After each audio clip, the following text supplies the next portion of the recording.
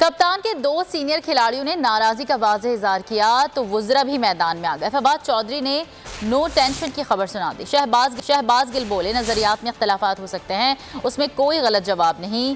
وزیر اعلیٰ پنجاب عثمان بزدار کا کہنا تھا کہ ہر محب وطن پر لازم ہے کہ وہ ذاتی انا کے خول سے نکل کر وسیع تر ملکی مفادات کے بارے میں سوچے۔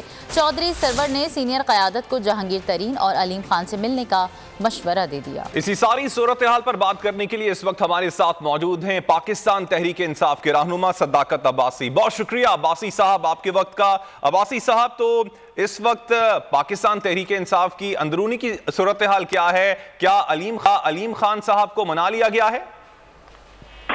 جی بہت شکریہ۔ دیکھیں، پولیٹیکل پارٹی ہے جس میں مختلف گروپس ہوتے ہیں، مختلف سوچوں کے لوگ ہوتے ہیں، اور وہ پولیٹیکل پارٹی کو جو چیز یونائٹ کرتی ہے وہ پارٹی کے ساتھ افیلیشن ہے اور پارٹی کے لیڈر ہیں۔ باقی عہدوں پہ، وزارتوں پہ، وزارت اعلیٰ پہ اختلاف ہوتے بھی ہیں اور چلتے بھی رہتے ہیں۔ ہر بندہ سمجھتا ہے کہ اس کو بہتر اکوموڈیٹ کیا جائے۔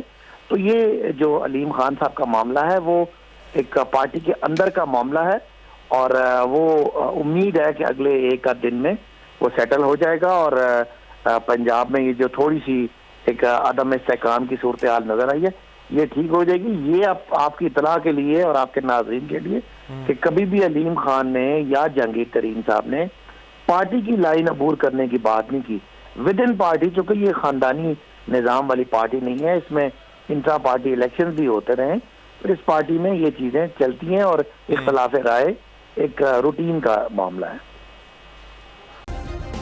سبسکرائب کریں اور بیل دبائیں تاکہ کوئی خبر رہ نہ جائے۔